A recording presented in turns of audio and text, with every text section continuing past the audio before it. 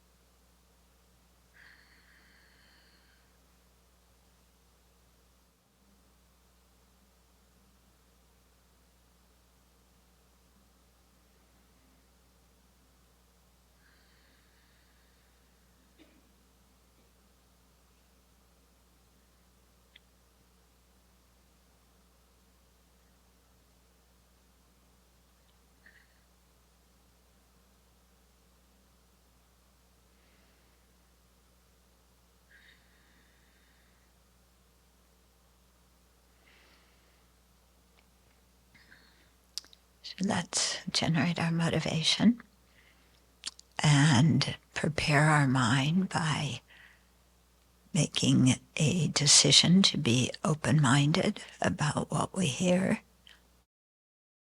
to think about what we hear and not just react to it instantly and make that a forever and ever promise or a forever and ever opinion. But to listen, investigate, question, share, discuss, so that all of us can open our heart towards other living beings and also open our heart towards ourselves. Learn how to be kind to ourselves and tolerant of our own errors. But especially to see our life's potential and our possibility, and to think beyond just this present moment, that present situation.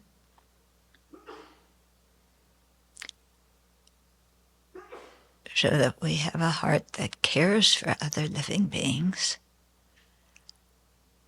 and wants to make a positive contribution for their welfare.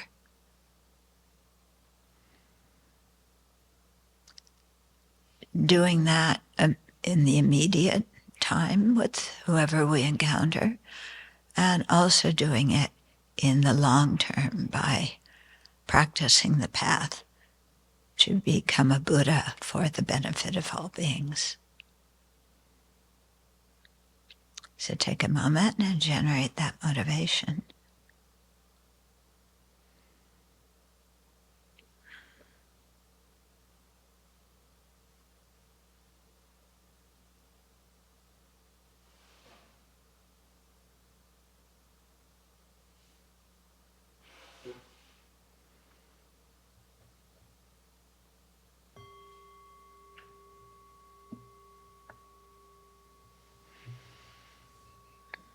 Okay. So,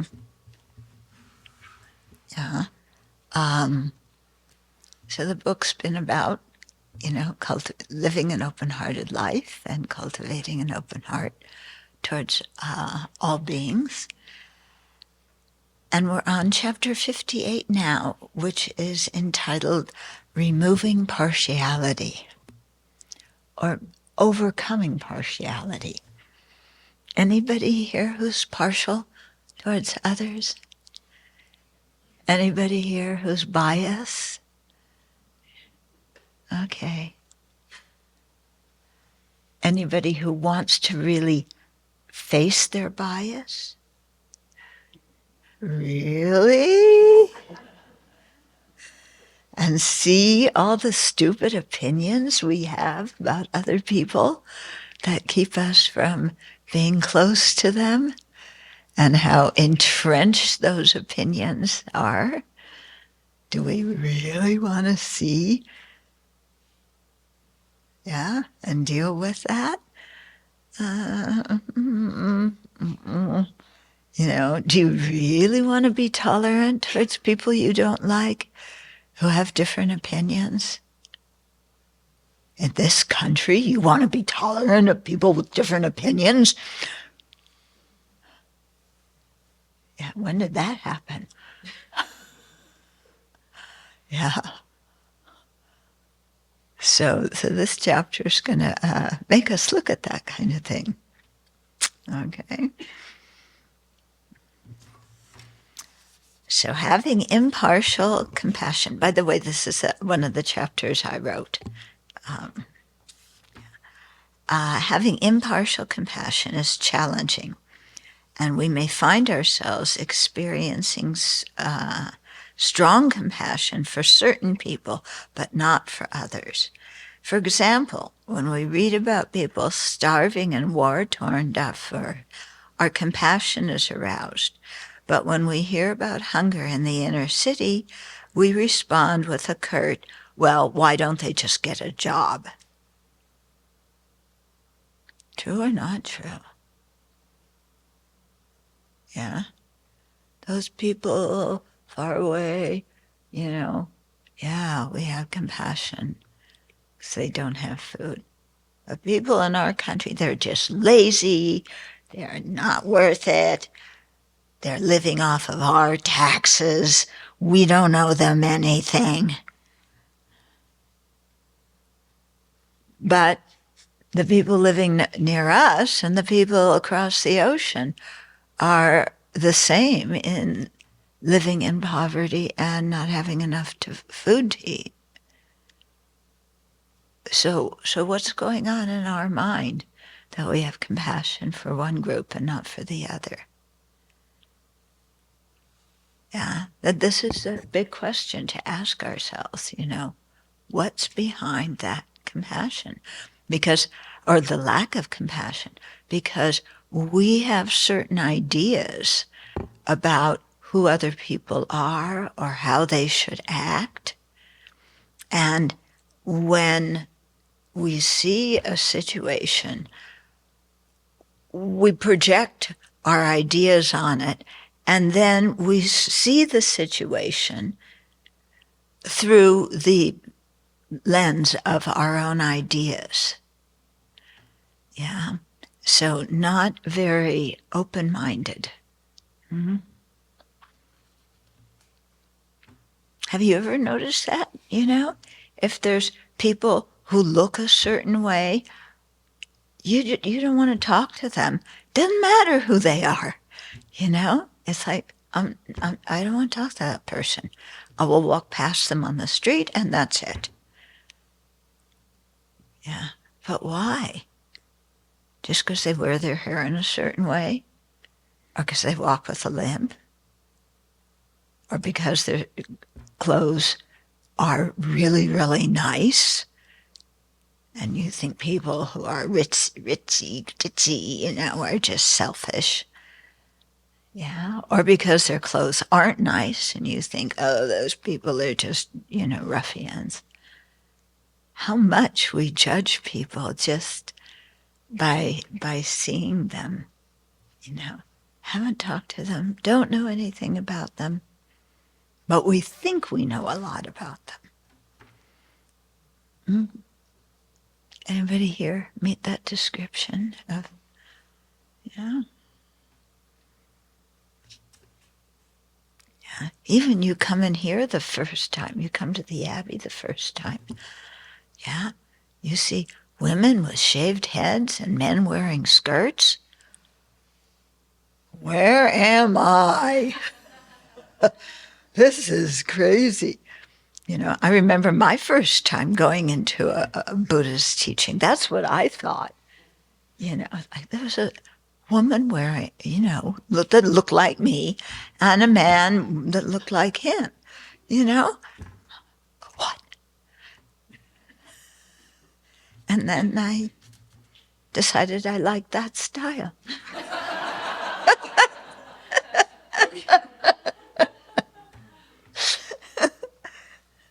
I tell you, it's very easy. You don't have to worry about your hair every day.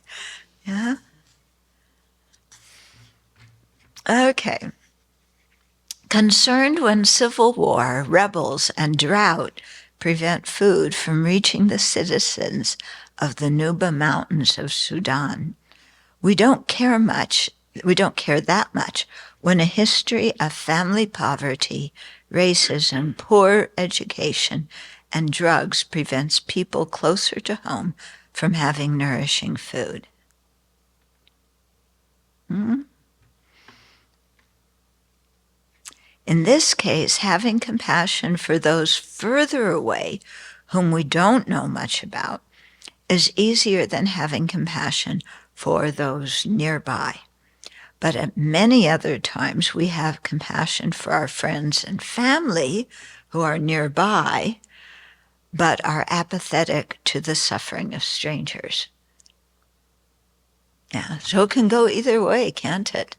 You know, where we favor strangers and discriminate against the people we know, or when we have more compassion for our friends and relatives, but people we don't know, they're just, who cares? Okay. Or we may strongly feel the misery of people suffering from cancer, but ignore Aunt Ethel, who suffers from kidney disease and is sometimes irritable. Do you have those responses too? Yeah. You have a certain disease, which is often one that you've had, or fear having, or a family member has had, and you have compassion for everybody who suffers from that disease. But one relative, Aunt Ethel, whenever you talk to her, she wants to tell you about mahjong, and her mahjong competitions with people, or maybe she plays poker. She goes to Vegas a lot, and she plays with the one-armed bandit and loses a lot of money. Yeah. So, it's like, Aunt Ethel is just too much. But she's sick in the hospital, but because you don't like her, you don't want to go see her in the hospital. Yeah. But people who suffer from the physical ailment that you've had, so much compassion. It's interesting, isn't it? Yeah. What do you think is the central point around all of our partiality? Our old friend, the self-centered attitude. Self-centered attitude. Okay? The people who are close to me, the people I like, the people like me, those I have compassion for, I will step out and do things for.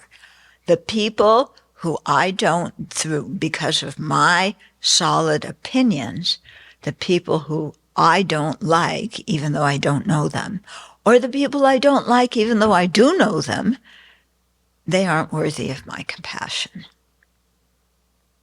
In fact, I want to tell them to get their lives together and stop asking for a handout from me.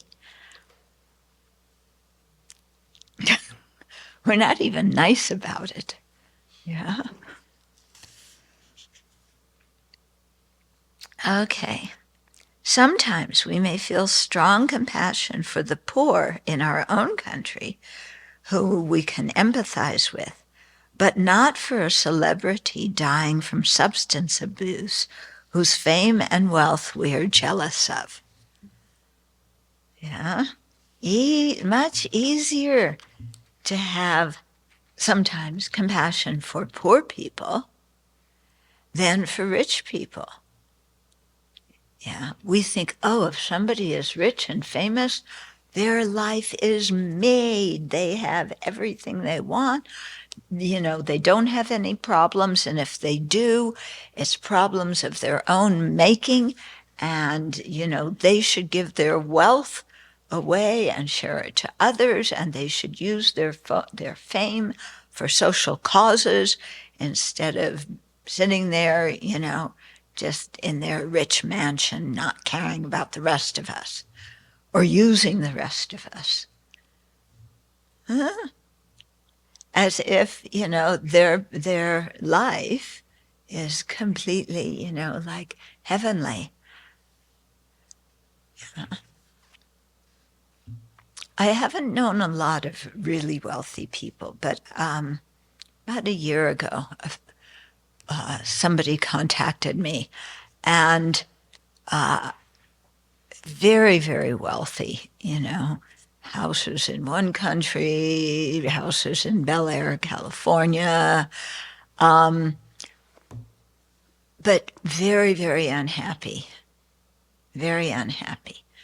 you know. Her marriage wasn't working out so well. She had 2 kids. She didn't feel like the kids cared about her. Yeah, even though they were little, you know, and just very, very, yeah, miserable. Yeah. And we even look at some of the wealthy people that we read about in the newspapers in this country, yeah, and their lives just seem to be one grievance after another. Yeah, I won't mention names, but their life just seems, you know, these people mistreat me, they're prejudiced against me, you know, they don't like me, this, I'm so great, why don't they respect me? And yet they're the people the rest of us look at and say, well, they have everything. What are they moaning and groaning about? Yeah. Well, maybe they have some problems. Yeah. Part of their problem may be that they think too much of themselves, and that's why everything about them is one grievance after another. Yeah. But in any case, they're a human being with suffering, you know, and we judge them and close our heart. Or, you know, have you ever been judged by friends? I had a situation where this was back a couple of years ago when being woke was being in and it wasn't being out. Yeah. So somebody accused me of being not woke enough. Yeah. And I remember receiving the email that I wasn't woke enough. And I said, what does woke mean? You know, I thought I was awake, you know. But, you know, in that person's eyes, I wasn't woke enough, and I got canceled. Yeah? Yeah. And some other friends who were friends with that person were on they canceled me for a while, but, you know, but it didn't last. Yeah. So it was interesting, you know, I wasn't woke enough. Now, you know, other people say I'm too woke. Yeah. You should, yeah, you're too woke. So now they want to cancel me because I'm too woke. So the people who didn't like cancel culture are now canceling those people who were canceling other people. Yeah. Yeah? Have you seen that? You know, cancel culture is well now, except it's not the left canceling the right now, it's the right canceling the left. Yeah? And banning books. I was reading one article where the author noted that in Nazi Germany, they banned books before they banned people. You know?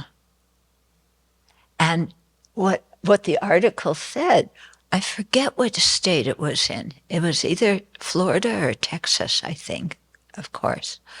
But they banned Anne Frank's diary from school libraries. Yeah.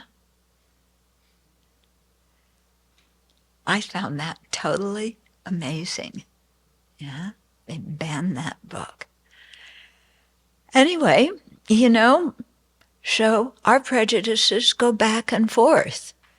You know, what we think should be banned and what we think should be in, and so on.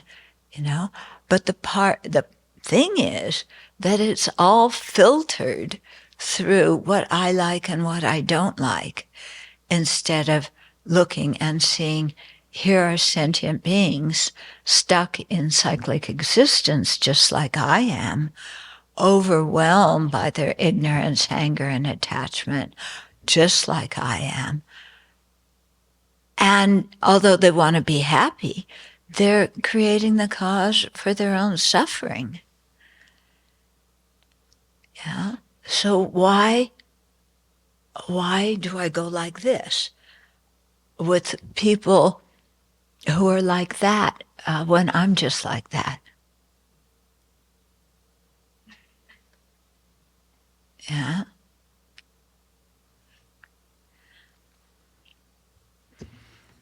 Okay. Many people find it difficult to have compassion for those whose political opinions differ from their own.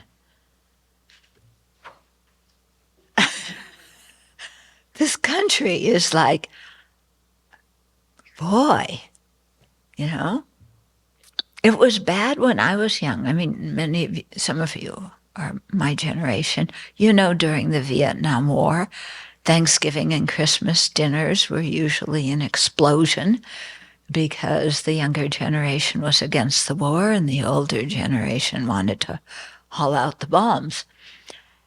Yeah. And we thought that was bad.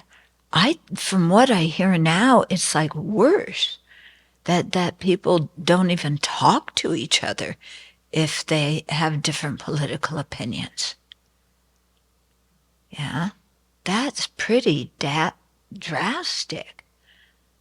Yeah, and what's happening is each side is accusing the other side of doing what they themselves do. Yeah. Yeah. We're very good at that. When we have a bad habit, we see that habit in other people. And those are the people we often don't like because they have the same trait that we act out all the time. It's interesting, isn't it? Yeah. Look at the people we discriminate against. Yeah. And, we might see reflections of our own behavior in there. In all these instances, bias is at work. In other words, because we understand some people better or are closer to them, our compassion for them is strong, while it is harder to care about those we don't like, those we don't know, and those we don't approve of. Yeah, especially the people we don't approve of. Yeah. Yeah. Very interesting. People who tend to, or who have overdosed on OxyContin, am I saying it right? we may say, those people, so some cities now are having I forget the name of the drug, but you give it to somebody who's OD'd and it reverses it. Not Narcan. Yeah. I knew it started with an N, but lots of things started with an N. Yeah, so they want to have those sometimes in fire stations or whatever, or freely available at pharmacies to save lives.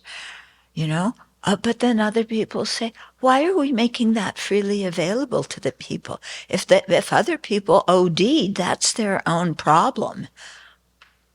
They brought the suffering on themselves. Why should we help? That's a really kind of close-hearted, nasty comment towards somebody who's suffering, isn't it? Yeah. But we get this feeling of, superiority maybe, because that isn't our problem. It's somebody else's problem. But we want other people to have compassion for our problem. Yeah. And the whole thing that's happening over abortion, so much hatred, one side against the other. Yeah. I look at it and I say, an unwanted pregnancy is suffering for everybody. It's miserable for the woman, it's miserable for the man, it's miserable for the child. When people are miserable, shouldn't we try and help them instead of calling them murderers? Or instead of, saying that they're just too puritanical, or, why do we blame other people when people are in difficult situations? Yeah. So personally speaking, I'm pro-life and pro-abortion. Yeah, or pro-choice, I should say. Pro-life and pro-choice. People are going, what? You can't be on both sides of the thing. You have to choose one side. And I say, why? I think there should be freedom to choose, and I hope people don't choose abortion. But if they do, I'll respect that. Their choice. Ethically, from a Buddhist viewpoint, it's creating negative karma. But they have the right to their own choice. I don't think the government should be in people's bedrooms. They seem to be in people's bedrooms a lot these days. Have you noticed? Yeah, bedrooms and bathrooms. It's unbelievable. Yeah. Why is government involved? And medical decisions? Why is government, and especially judges who have no medical knowledge, making decisions about how doctors should treat their patients? It doesn't make any sense to me. Yeah? It would be like going to a doctor if you have a legal problem, Yeah? Or going to a bicycle shop when you need car repair. It doesn't make sense. And all the hatred that is just being thrown back and forth is, what use is that? Does that help anybody in the situation of an unwanted pregnancy? No, it just makes them more upset and puts them in a tighter box.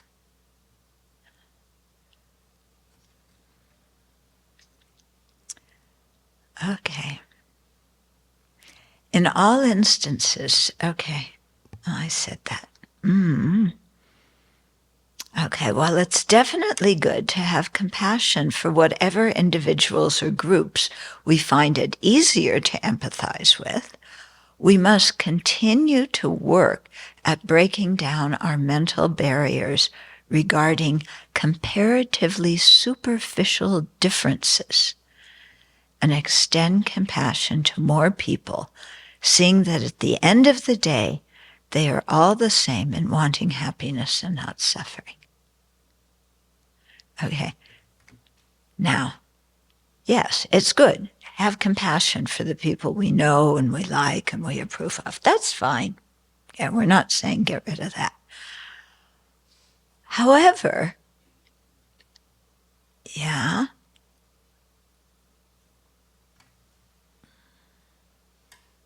what's our barrier or what's our trouble about breaking down our mental barriers regarding comparatively superficial differences? Okay, now in the current thing in America, people say these are not superficial differences. These are incredibly important differences. So we must have laws, and we must say,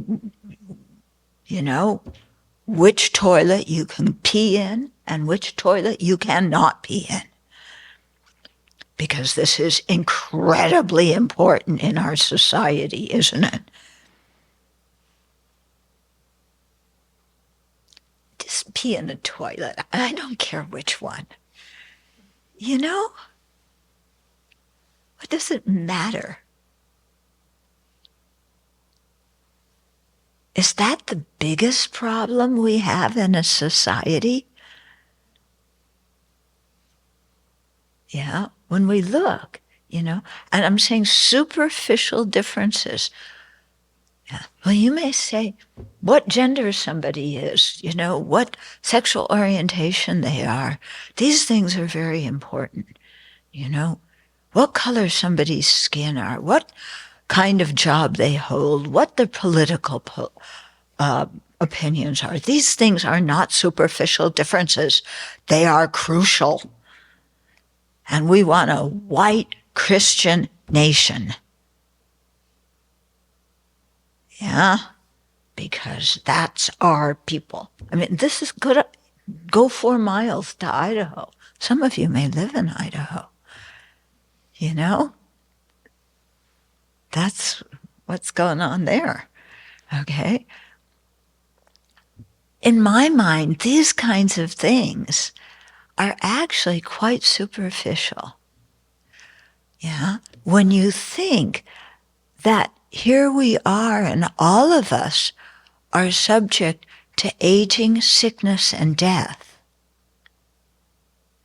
All of us have bodies that are not going to live forever, that can easily get sick or injured, that need help when we're sick or injured. Yeah. We are all people who want friends, who feel like we have something to contribute to society. We all want to be happy. We don't want to suffer. Yeah. We may want to, some people may like Frank Sinatra and some people may like rap, but everybody likes their own music. Okay. So to me, these superficial differences, are just that, superficial. When we look deeper about the nature of human life on this planet, all of us are in the same boat. Yeah. Aren't we? Aren't we all in the same boat? Anybody here who thinks they're never going to die? Well, most of us think we're not going to die. Other people die. Yeah. We all think we're not going to get in an accident. Other people get in accidents. Yeah. But those other people sometimes are us. Yeah. And for sure, aging, sickness, and death are in our future. Yeah. The only way to avoid aging and sickness is to die soon. But that's not a good solution. Okay? So where you go pee-pee, is this really something that is so important that legislatures need to spend hour after hour after hour discussing that?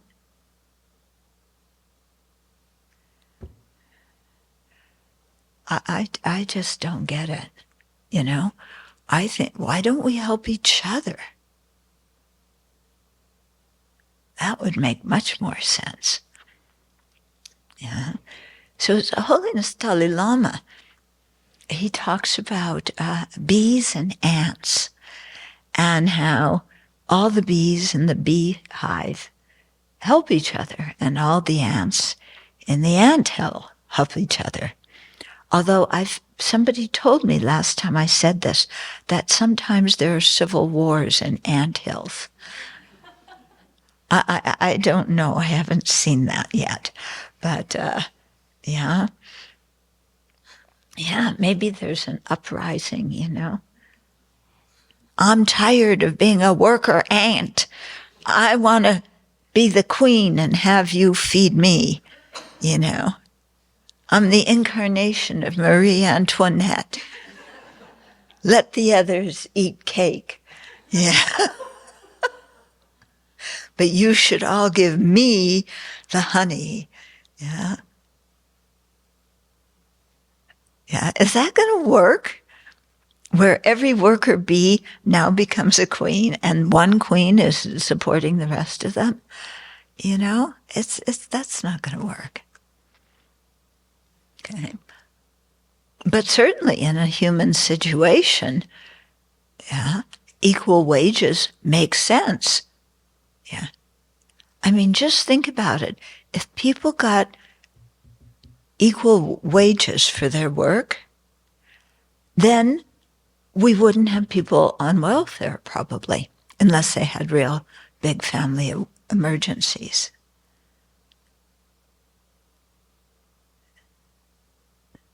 So if people don't like welfare, then they should do something that people don't have to go on welfare. Okay. So, but the real thing here, I'm using modern examples, okay, but the point of what I'm talking about is what's going on in our own mind and how we discriminate against different people and how we blow up one difference between us and make other differences inconsequential. Yeah. Even though, when you look at it, we have much more in common than we do differences, don't we? Yeah. My brother, my dear brother, once said to me, he was asking me, this was many years ago, he said, what do you want to be doing in 10 years? Yeah, he's my younger brother. Younger. But that doesn't matter anymore. No, he's a nice guy. But he wanted to know what I wanted to be in 10 years. You know, it's like, okay, well, you know, you've got to be well known for something, you know. So do you want to start a huge Buddhist church? Are you going to do a huge welfare project? You know, something like that, you know, doing external things. And I said, I want to be a kinder person. That's what you want to be in 10 years from now? You got to be somebody, you know?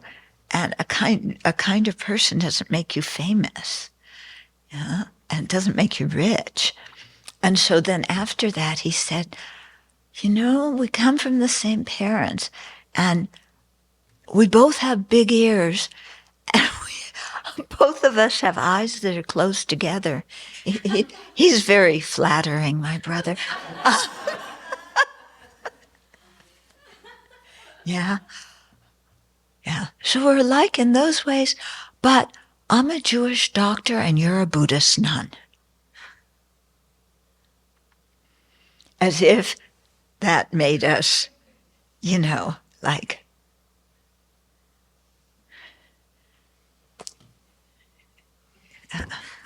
that. Yeah. It's quite interesting, you know? It's like, okay, yeah, we're very different, but our eyes are close together and we both have big ears. And we both have brown curly hair that is now gray. Yeah. And we both grew up in the same house and had the same parents. Yeah. Yeah. So, you know, just how we split things up and differentiate ourselves when we really don't need to. Okay. So all beings are the same in wanting happiness and not suffering. None of them chose the situations they were born into. Anybody here choose the situation you were born into? Yeah, anybody, were you sitting up on a cloud somewhere looking down and saying, now accepting applications for future parents and waiting for a couple to apply to be your future parents, and then hailing an Uber stork, hailing an Uber stork to carry you down to your future parents because they got you, they had a good application. No, none of us chose our situation. Yeah, it's due to previous life's actions. Yeah. Okay. But in whatever circumstances all of us live in, there is misery of one sort or another. Yeah, everybody has problems. Don't they? You know somebody who doesn't have a problem? You know, who is rich and famous enough that they don't have a problem? Yeah. From what I read, most of the rich and famous people have a lot of problems. Yeah. I mean, look at King Charles III. You know, he's king. He owns this and that in the British Empire. Yeah. Yeah, I mean, he's king. He wears that big thing that gives you a headache. Yeah. Like, but does that guy have problems? Would you want your family dramas to be on the front page of newspapers in the US and newspapers in Britain? Yeah. All your family dirty laundry aired publicly? Yeah. Do you want to be followed around by the paparazzi? And then, have relatives accuse you of feeding news about them to the paparazzi? I mean, wow. Yeah, anybody want to be King Charles? Yeah. With people looking at you and saying, hey, you married Diana and you weren't very nice to her. Yeah. In fact, you were kind of unfaithful, and everybody who doesn't know you judging your marriage. Whoopee, isn't that fun?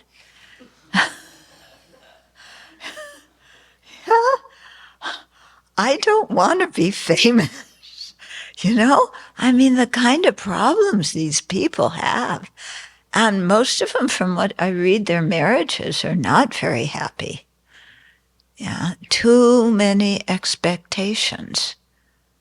Yeah, too much reputation to uphold. Yeah, they can't be themselves. Because everybody's looking. Yeah.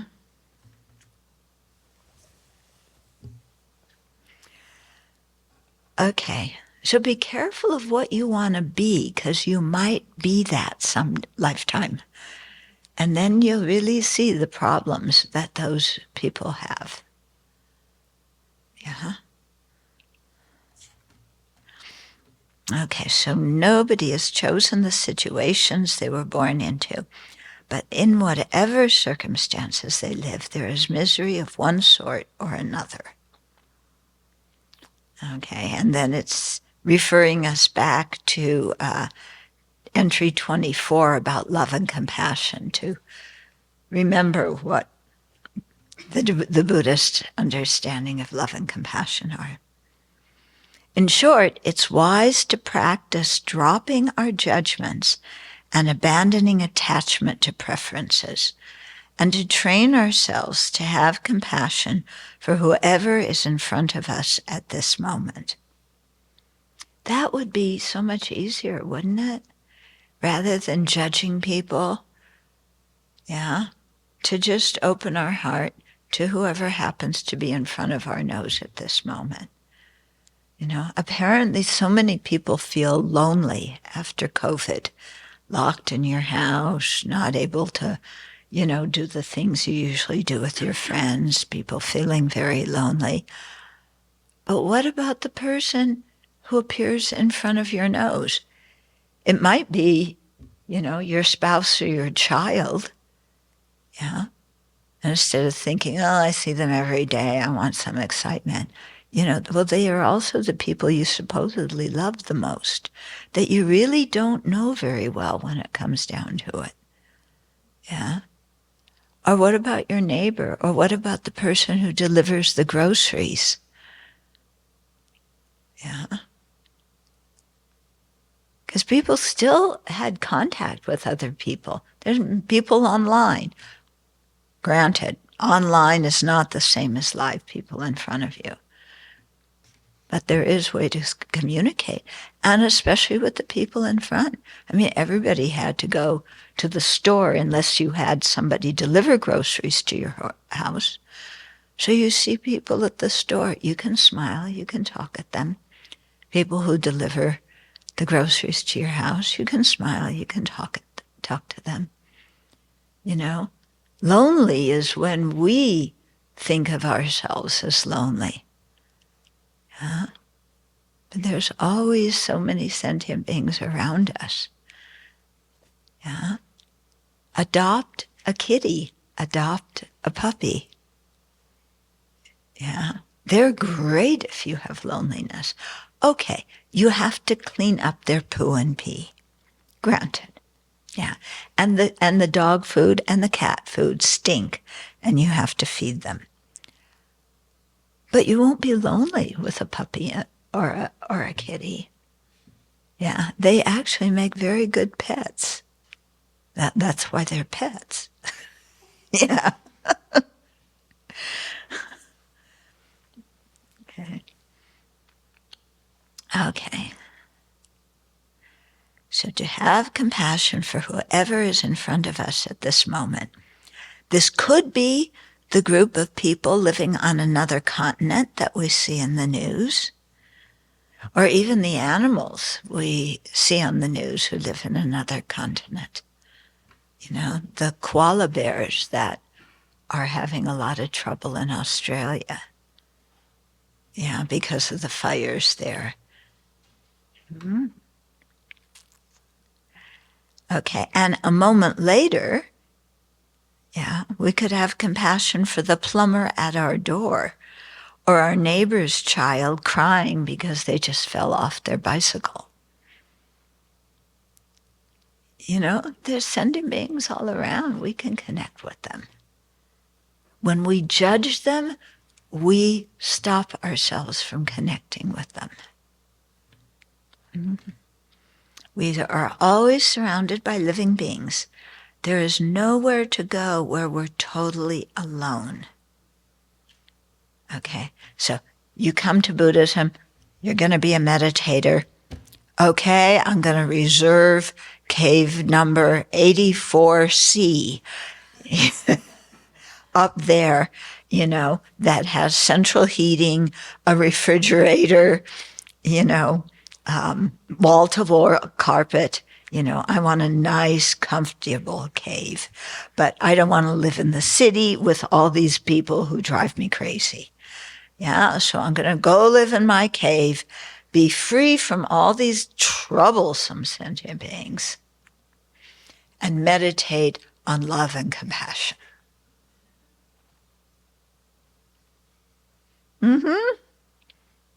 Yeah, because there nobody will bother me, so I'll have infinite love and compassion.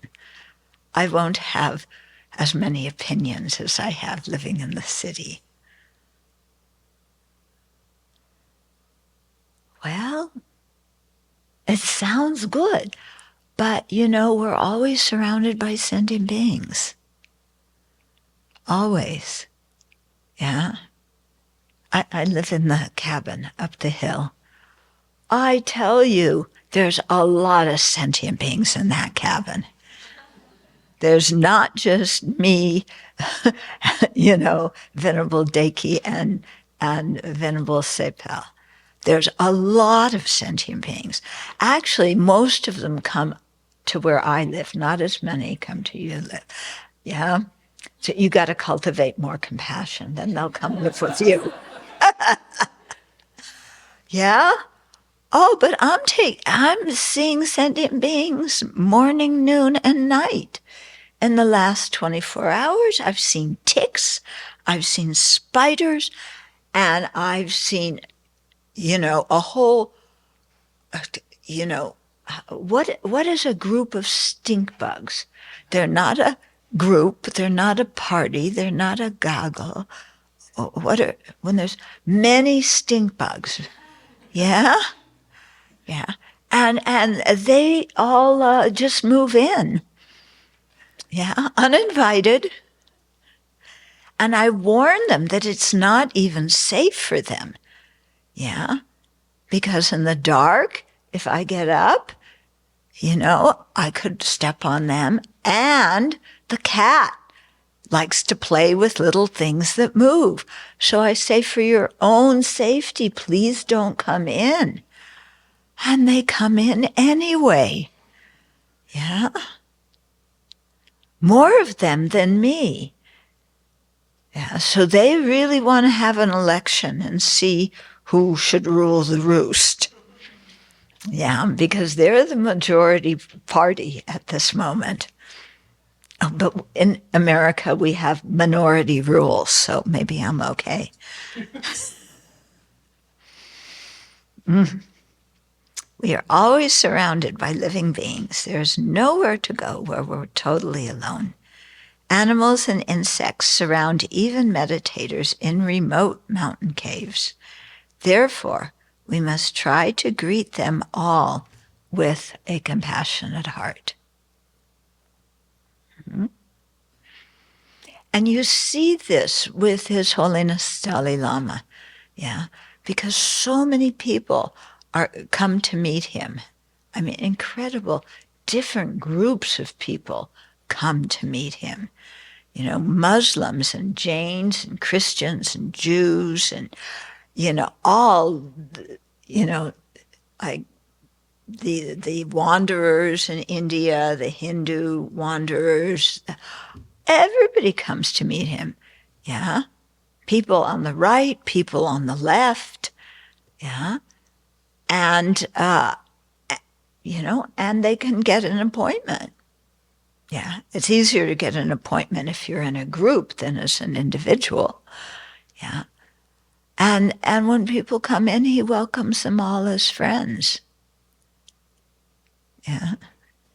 It's quite amazing to see how he does that. He doesn't walk into a room and go, I'm at an interreligious gathering, but those people wear strange clothes. Yeah, and strange hats. Not like us Tibetans. Yeah. Because whatever we wear is normal and typical, and what other people wear is weird. Yeah, that's why when I walk down the street, sometimes I get Hare Krishna, Hare Rama. No, I'm not that, but that's what people think I am. And sometimes I get, dear, wait until the chemo stops, your hair will come back. And the prize, really the prize, was sitting in SeaTac Airport one time, reading a book, and somebody came up to me with a big smile on her face. And I was thinking, oh, it looks like she knows me, but, I don't remember everybody's face in an audience of a few hundred, and I'm very bad at names. And I'm trying to go, who's she? I couldn't place her. So she's getting closer, big smile, really eager to see me, leans over and says, "It's Jesus."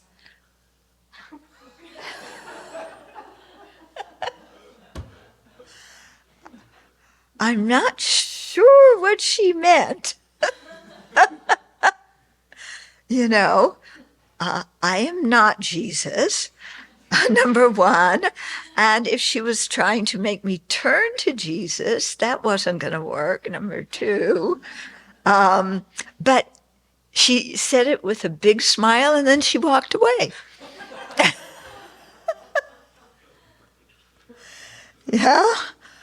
So I just remember His Holiness and how he says he sees everybody as a friend. Yeah. There's my friend. Yeah, her name it's Jesus. Okay. And then here's the reflection that goes with the chapter. So now it's time to really look closely at ourselves. If you've read this far, you're likely very committed to cultivating compassion. See if you can spot areas where you still have some work to do. Yeah, where your compassion doesn't quite go there. Are there individuals or groups of people that you find it difficult to feel compassionate towards? Maybe you find it hard to empathize with people of a different political leaning or religion. Perhaps your compassion stalls when others express certain views or engage in behaviors that run contrary to your values. Challenge yourself. Rather than judge others, challenge yourself. Using the techniques we've discussed throughout the book, for example, cultivating empathy, contemplating others' kindness, noticing their good qualities. Yeah. So use one of the things that we've learned in the book and see if it's possible to extend compassion to the person or group that you usually ignore or criticize. If you can't, then try to imagine what it would feel like if you could have compassion, empathy, and a kind heart towards them. So if you can't quite bring yourself to feeling that, imagine what it would feel to see that person or that group of people, and what would it feel like inside of you to not judge, to just say, here's a sentient being just like me who wants to be happy and not suffer. Yeah. And imagine what it would feel like to meet those people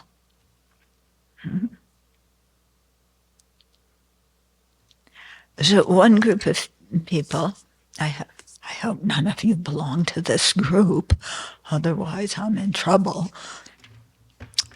So I grew up in the Los Angeles area, where Hell's Angels were, driving through on their, motorcycles,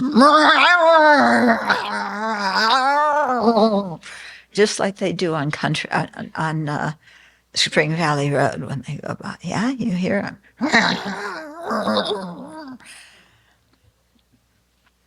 Some people like it. So, and the Hells Angels, where I grew up, you didn't really want to hang out by them. Or at least that's what my parents said. Okay, so you learn that kind of thing when you're young. So then when you're older, yeah, it's like, okay, I had a boyfriend who rode a motorcycle. That was okay. He didn't rev it, and he didn't, do crazy things with it. And I rode on the back, and it was okay, But, of course, he was my boyfriend, so everything he did was great.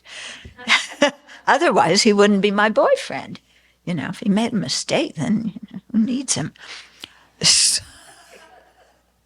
Yeah. I mean, there's so many people you can have as your boyfriend. Why do you pick this one? Yeah, if he makes a mistake. No, I'm joking. Yeah, my solution to that problem is don't have a boyfriend. Yeah, so I don't. Yeah. Yeah, in fact, we have a whole group of people here who don't have boyfriends and girlfriends. Yeah, imagine that. Anyway, so I always had this thing with like bikers, especially when they got their really big motorcycles and decorated them and, made a lot of noise. Kind of like, oh, there's a biker there. Okay, hi, because they were wearing leather jackets. Yeah. Yeah, they're wearing leather jackets and they look kind of scruffy and, have their holster. My image. Yeah. So then it happened, I don't know, a couple of years ago. We got a call that, and this happened in Hayden. There was one man who was shot outside of a bar, and his friends were bikers, and his mother lived on the East Coast, but she, of course, came out. And they asked us to come and do prayers for him. So a couple of the nuns went down to the mortuary and did prayers for him. And I think when we did the memorial service or funeral or something, and like, oh, his whole group of friends were bikers. Yeah. And then one day, after a Sharing the Dharma day, a big motorcycle came up, that was all many different colors, one of the really huge ones, very noisy. Yeah. So it was one of this guy's friends coming up to see us, to thank us for doing prayers for their friend who had been murdered. And he got off his motorcycle and, talked to us, and then made an offering to the Abbey. And I'm going, well, there's one wrong conception out the window. My image of bikers is wrong. Yeah, they're human beings just like me, and they have kindness in their heart. Yeah. So, okay, they like loud things. Okay. But they're human beings and they have kindness. So I better open my mind. Okay. So, I talked too long. which is a problem I often have. But if you have one or two questions, we can do them.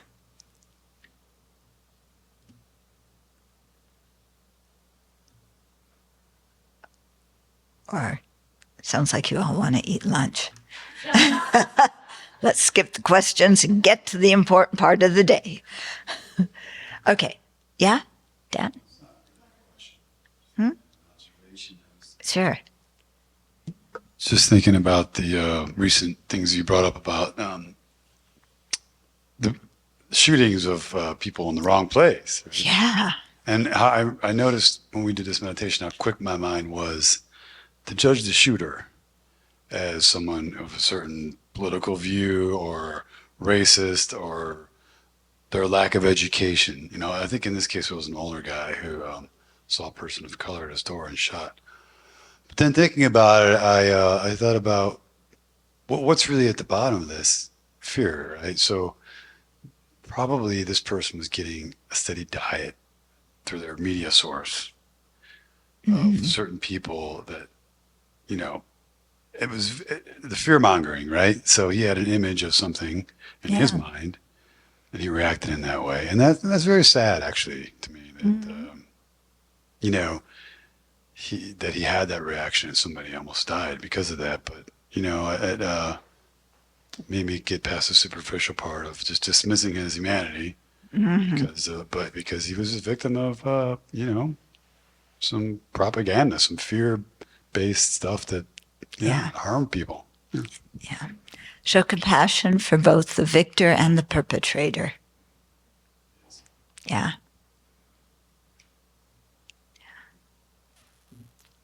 Anything else? Okay, so we'll dedicate.